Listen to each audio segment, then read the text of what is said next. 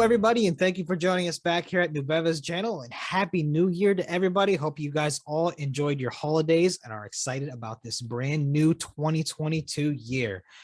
Anyways, Randy, tell me how you're doing. How was your holidays? Holiday has been great. I think I was just telling the story about how a lot of my friends and families are, you kind of have a group of people that think they got COVID, or perhaps they know somebody who got COVID and others. And so we had a party distributed, two parties, one that of people that didn't have COVID and the other one that may have had it. And I hear a lot of larger families are doing that. So it went well. I think we managed, it was new to all of us. I woke up as Christmas morning and everybody was doing the same thing. So I assumed, luckily, everything seems to be fine from a health standpoint, so we're very lucky. And so there we go. Excited about the new year. Wonderful, wonderful. Glad to hear it. And unfortunately, aside from COVID sticking around, we're still finding cyber vulnerabilities as well, right? So getting in, like, you guys are not going to be working with the Log4j thing. Now, can you explain to people what that is real quick, how it affects everybody, and now what you guys are doing about it? Sure. Let me describe that a little bit. So if you look at Log4j, this is a package that has been around since 2013 in Java. That there's an estimated over 100 million devices that today use that. And this is rated by CVSS. Just think of that like a Richter scale. This is rated 10 out of 10. So to give you a perspective, Kaseya in 4th of July, as we know, over 1,700 enterprises were hit by that one. That was rated 10 out of 10. And it is believed that this is actually more severe than that. I think they ran out of Richter scale measurement. They couldn't give it an 11 out of 10. So 11 out of 10. This is a more serious 10 out of 10 than the last one. So, and so this is something that's been around since 2013. They recently discovered, very recently in the last few weeks, and then they patched that. And unfortunately, the patch actually also had it built into it. And so that's the issue with a lot of the older software. So when you have something that's been around since 2013, they decided to patch just a few versions, right? So you started with 2.0 all the way through 2.16, and they patched 2.3.2, 2.12.4 selectively, and there's very good reasons why people did that. But the reality is, if you're somewhere in between, so if you're deciding you were 2.4 or 2.5, et cetera, you have a decision to make, because you're gonna have to stop the program, patch it, cross your fingers, hope that it actually runs when you patched it, and it continues working. And that's an absolute IT nightmare, because most people have something that's worked for a long time. Clearly, this has been around since 2013, and they use it. That means they have a software that, for the most part, works very well for their purpose. Yeah. And so that's the issue with security vulnerability. It's not that people don't understand they need to patch it, but sometimes they don't even know what systems actually run this, what they're going to patch, and when they're going to do that. Okay. So as we were doing ransomware evaluations with a lot of different folks, there was an urgency that absolutely shot up, right? That people were telling us, okay, I'm evaluating this is fantastic, but believe it or not, we've got something even worse. And that was absolutely crazy, right? And not only during business hours, but I literally went to my daughter's soccer game, and I had 4 parents from the other team literally talking about how they had to run HIPAA audits and this and that, and so on and so forth. So we decided this is something that a few of our engineers and a couple of our partners actually all came out. And this is going to be a little bit difficult to explain from a product standpoint, because when you think about ransomware and you think of Log4j vulnerability, without going into a lot of technical details, it's hard to understand what the connection there is.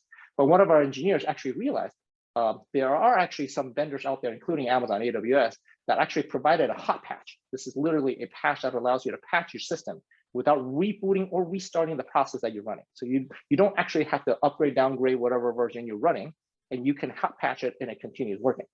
And so one of our engineers actually realized that solution out there is actually identical to how we get TLS keys and ransomware keys. And so the best analogy I have for that without going into a lot of geeky details, is think about baking soda and odor removal, right? At some point, baking soda was for baking soda, and somebody one day realized, wait a minute, this also works for this. Yeah. And that's exactly what we got here. So we realized the urgency. We immediately merged that in less than half a day, and this is something that we're putting out. So that's what that is. Yep. Yeah, I guess another good example of that would be the I guess putty used to pull soot off walls turned into silly putty and so on. And it's maybe that's not great. Yeah, I mean, that's what actually happened. Maybe not the best correlation between the two, but anyway, so yeah, you guys are currently on pace to release your ransomware reversal by like the end of January. Will this Log4j be incorporated soon after that, or like what's the plan there timeline wise? Great question. So we are very proud on the progress on the ransomware side of things. We are definitely on schedule. This was ahead of one of our internal schedules actually to release by end of January. But we realized that the Log4j issue is so serious. We're talking about 100 million different devices. Frankly, ransomware families are being created to take advantage of this vulnerability and attack that. And so we've actually already released it. This is something we released last week. Given how important it is, we're releasing the Log4j piece in a freemium model. So in other words, customers can use this indefinitely. And they get the ransomware-based product of ours for 30 days. So that means they can actually run this for whatever system they have. Let's say they had Java 8 from historic times, and they decided they have to hot patch this. They can't afford for the software they keep to go down or make any changes, or frankly, they can't even find what processes actually run which Log4j or which Java. They would be able to run our sensor. It would actually then hot patch at runtime and make it not vulnerable at the same time you protect it for ransom.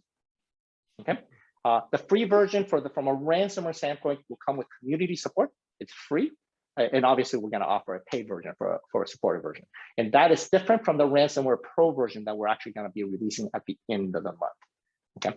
Okay. Are you able to dive into a little bit more of those differences there between the pro version? Absolutely. The base version is out there on reversal for solutions that we have already seen. So families that we've already seen out there. So there's literally thousands of variants of ransomware out there. Each one, if you look at the stats right now in the last hour, there's been 6. so they go out. The people, and that's not. There's been worse, right? There's been probably an hour there were 20 or 30 different ransomware variants that go out. Okay, that's the base version. The pro version actually, and we released a study that we did.